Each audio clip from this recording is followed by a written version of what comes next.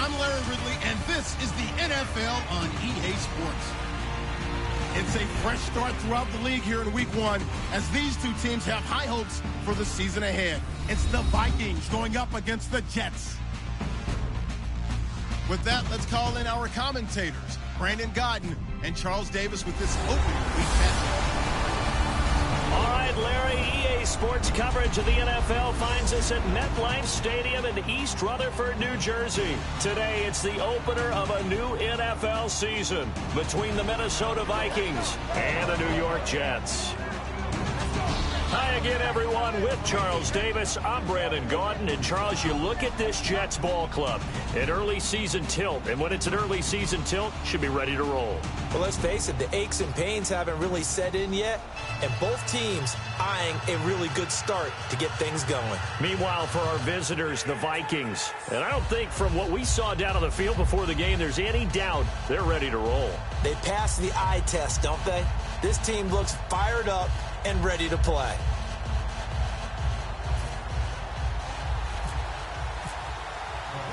No more training camp, no more exhibitions. The 2018 NFL season on EA Sports is underway. Fielded about a yard deep. And he'll take it up past the 25 to the 26-yard line. So here's the Viking offense making their way out. They'll be led out by the first pick in the second round back in 2001, and that's the veteran Drew Brees. Drew Brees' accomplishments have been borderline astounding. When you look back at what people thought about him coming out of college, so-called height issue, you name it, he can do it, and boy, does he prepare well for each and every game.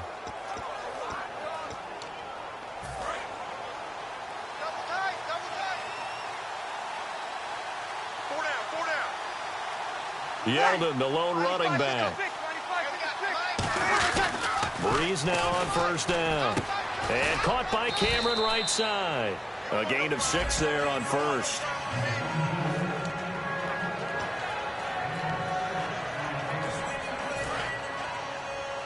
tight end's right. Watch tight end.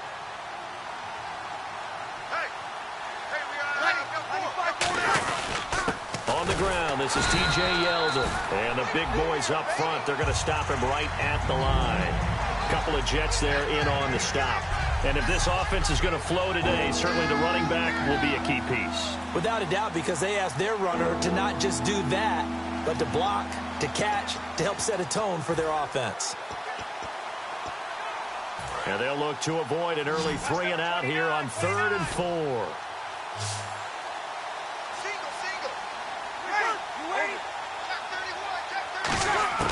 From the gun on 3rd down, Brees.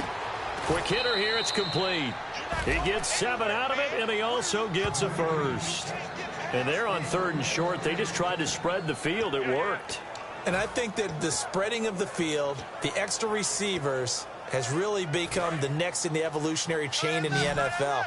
Go all the way back in that situation, you're handed to the fullback, right? As we evolve, maybe you pitched it to your tailback. Now you spread the field, and you have your choices of where to throw it and complete it for a first down. And it pops free. The collision there jarred the ball loose and brings up 2nd down.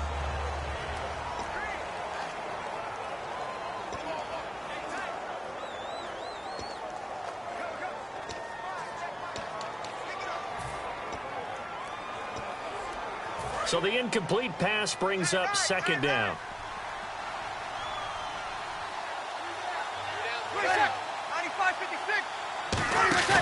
They fake the give. Here's Brees. He's got a man. It's Corey Coleman. And he's taken down, but not before he gets this into enemy territory across the 40. These guys told us, these guys being the coaches, they wanted to really stretch the field, get the ball down deep. They were able to do that here. And you know when you stretch the field, you often leave guys in one-on-one situations, and that allows your better athletes to go up and get the football. I love the preparation that they put into this. They made it a priority, and they got what they expected.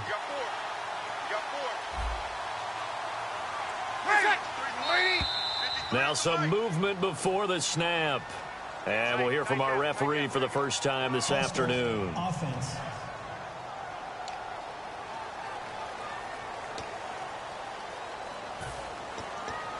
Still first down. First and 15 here behind the chains. Everyone's got four down.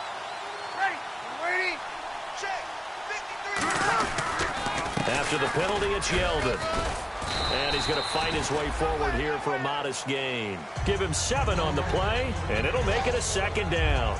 And that's the kind of run that gets everyone excited on offense. And, you know, oftentimes the guys who carry the ball are the ones in the huddle doing the chirping. Right now, I think it's the offensive line telling them, run it again. We are right there about to break a big one. On second down, here's Yeldon.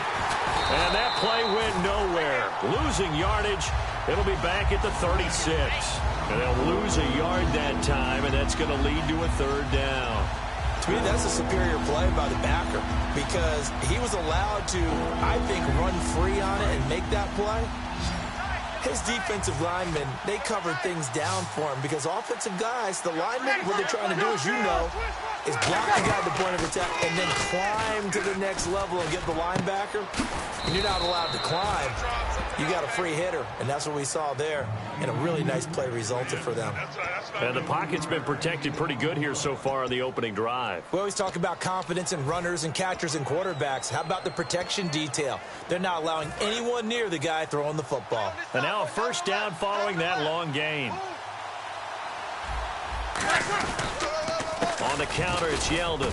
And he'll fight his way down right around the 12. Just a yard on the first down carry, so it's 2nd and 9.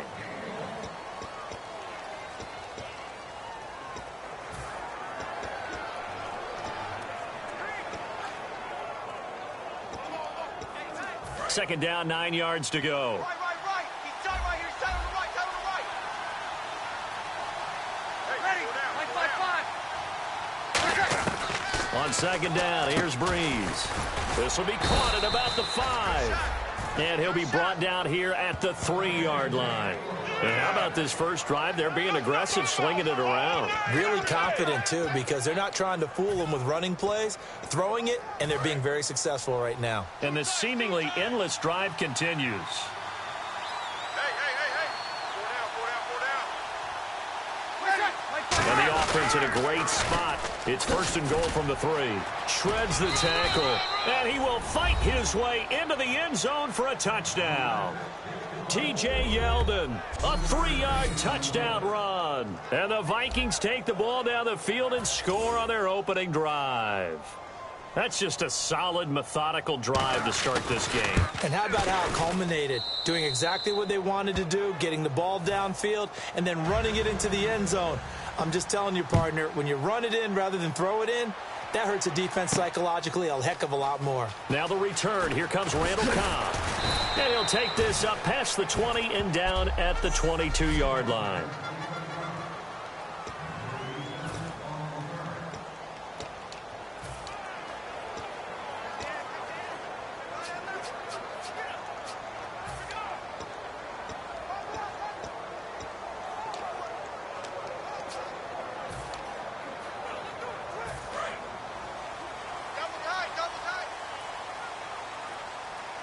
They'll come out in the pistol.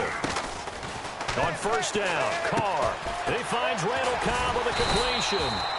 And down he goes, but he takes it up to the 40. 18 yards on the pickup there. And it's first down, New York. Quarterbacks love slant routes because the receivers are breaking right into their line of vision, and receivers love them as well because they're getting the ball on the move and able to catch it and try and get upfield and gain additional yardage. It's Hill, complete. A gain of 6 there on first.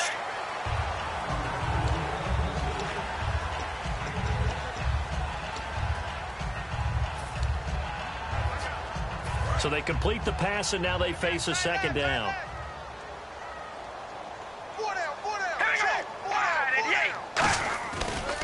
A first carry now. This is Johnson.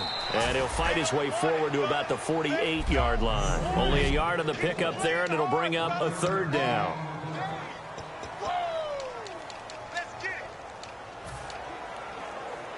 And this defense looks for one more stop here on third after the run.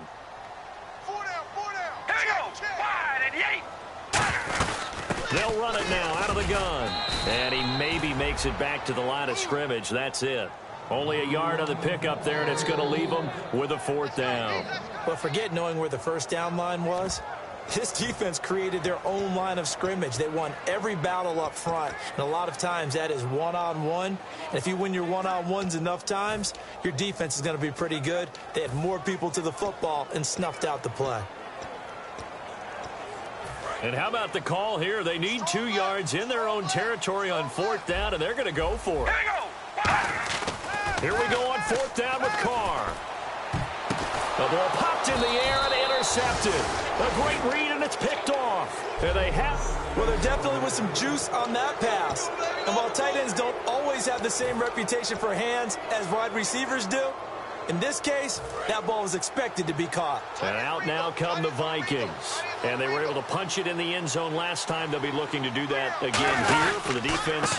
Obviously, they'll be looking to stop them from punching it back in the end zone. It always is punch-counter-punch, isn't it? And which team has the advantage? Well, let's just go back. Last time on offense, they rolled downfield, got into a good rhythm.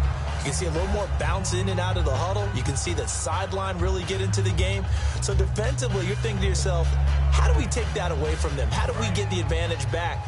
Let's see what they come up with. I think pressure is always the first way to go. You love pressure. I love it. We'll see if they dial it up this drive. Again, it's Yeldon.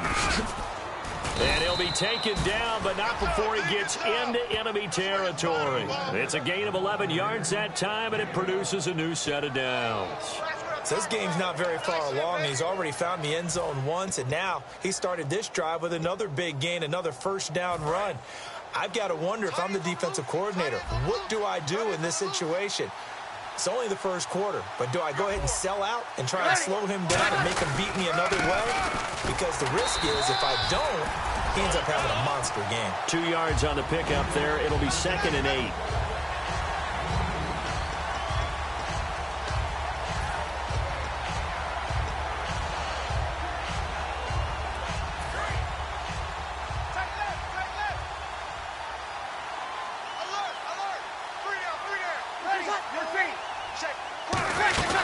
They'll run it now out of the gun. And he gets this inside the 35-yard line. 12 yards there as they move the chains. So let me make sure I have this right. He's already found the end zone once, and now he's ripped off a big chunk of yardage here on this one. His confidence is awfully high. So now I've got to put myself in the shoes of the defensive coordinator. Do I go ahead and sell out to try and stop him and force him to do something different? Or do I risk him having a big monster day against my defense? On 1st and 10, here's Breeze. Hits his target, Reuben Randall. 5 yards on the catch there, brings up 2nd down. He decided to run a hitch route. It really helped to have a guy who could turn it loose. And, boy, he rifled one in there on that one. Not much run after catch, but it worked really well. So 2nd and medium, 2nd and 5 now.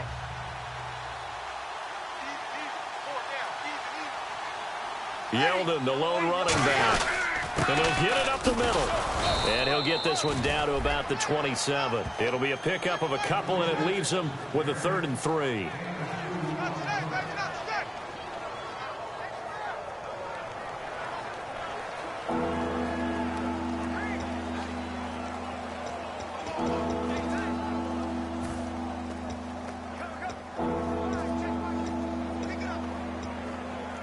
Third down now following the run. Ready.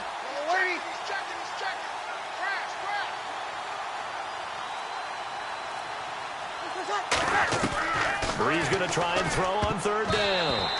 And almost picked off. I guess the good news for them now, it's 4th down.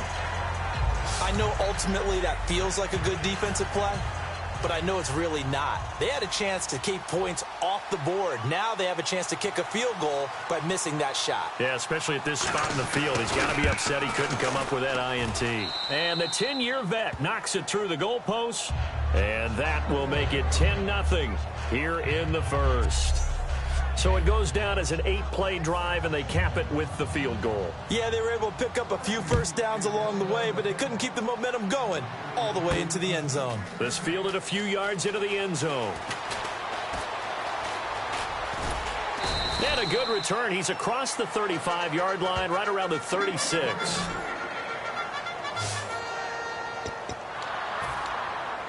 New York set to take the field. And following the interception, we'll see what they can put together on this drive.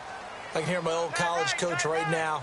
He always used to tell us before every game, the team making the fewest mistakes will win. What they're hoping is that last mistake is their only one of the game. Coaches, that's all they talk about, turnovers, right? Minimizing those and maximizing opportunities. So what will they do? On the ground, through the air, let's see. 2nd and 9. We ready? 5 and 8. Now Carr. And now the ball's out. Carr lost it. Fumble.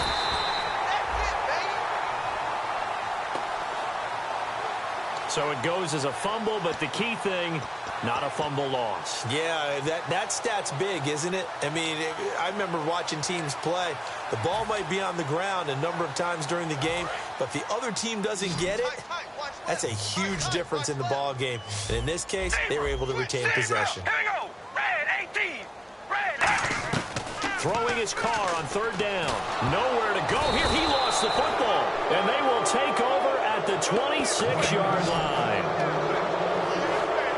That's a down and distance coaches always talk about trying to avoid, isn't it? I mean, that's 3rd and long. And you just know they're pinning their ears back and coming after him, sometimes even with extra pressure. And he knew that. I mean, he knew they were coming. He just fumbled it. Yeah, he knew it. The offensive line knew it. Everyone did, yet the pressure was still there, and he ended up coughing it up.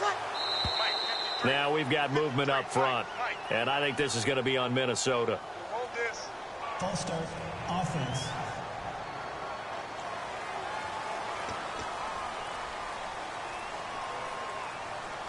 Still 1st down. They've got tight left. Watch tight end. Watch tight end. Key him. Key the tight end. Hey, 5-8. They'll run it now out of the gun. And he went nowhere. Well, he went backwards, back to the 33. It's a loss of 2 there, bringing out 2nd down.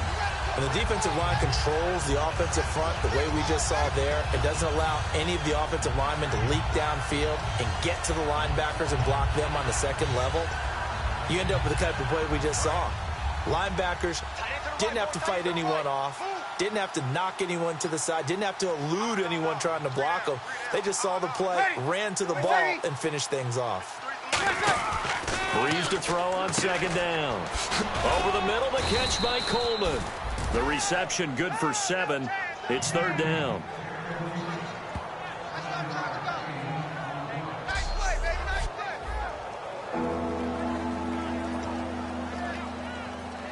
play. 3rd down now following the completed pass.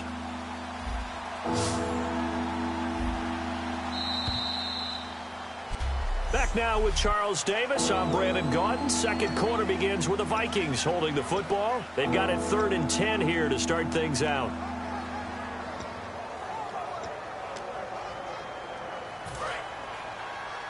Strong right. Strong right. Strong right. 3 down. Hey, check. 3 down. Now Breeze on 3rd down. Finding time. He's going to go up top. And this is caught for a touchdown. Now hold everything here. Flag in the backfield. This one might be coming back. Holding. Offense. So there you go. Holding by the offense, and that'll push him back. Changes everything now as you try and figure out what your playbook has for you. Longer yardage situations, tougher to execute and pick up 1st downs. So a costly penalty and now a tougher 3rd down situation. Ready. 95-56. On 3rd and long, it's Breeze. And he's got his man in stride, complete. And they do get him down, but not before he reaches the 4-yard line. So there on that play, offensively, they ran the crossing route. Defense was in zone coverage. So as a former DB, how tough is it to defend that? It's really difficult because your natural inclination is to chase the receiver and maybe leave your zone. So you have to have discipline in order to talk to your other coverage guys and let them know that that receiver's crossing from your zone to the next zone. He's coming your way. Make sure you have him. And then when the ball is actually thrown, secure the tackle. When they're moving on crossing routes, if you miss a tackle, it usually results in a big play. No gain on the play there. It'll be second down. And as a defensive end, getting off the ball quickly, swarming to the football, making a tackle, that's what we saw right there. Yeah, and that's what their job is. And really, a lot of the time, they have to throttle back a little bit in the run game because, you know, those defensive ends, they're like in a sprinter stance. He's got his man. It's taken in for a Viking touchdown. Their big tight end from 4 yards out. And the Vikings find a way to stretch their lead. Sometimes those tight ends are a mismatch. They found the mismatch there. And that's exactly why you want to draw up those types of plays, because coverage is just going to go to the natural guys, the guys that make the big plays on the outside. But you work your tight end into it, that's a tough one for a defense to handle. Tough. They couldn't handle it. It worked out for 6. Hauschka now to send this one away following the score. This will be fielded on the back line of the end zone. And no run back here. This will be a touchback, and it comes out to the 25-yard line. And the Jets set to take the field. And they had the fumble last time that led to a touchdown. That's a no-no. We'll see what they do here this go-around. A big no-no. Put that in capital letters. Turning it over, the other team takes it down and scores. That can be a deflator for a football team. Now it's up to the offense to get back out on the field and pick things up. You know, they're out there. We'll see if they can pick those things back up. When you're putting together a formula for winning defense, it's exactly what we're seeing in this game. Controlling the line of scrimmage, attacking, and changing everything so that now they're playing in the offense's backfield. They're playing an excellent game. So the defense has put them in a tough spot. It's second and long. We ready? Working from the gun, it's Carr. And this one complete to Will Fuller. The reception good for 7. It's third down.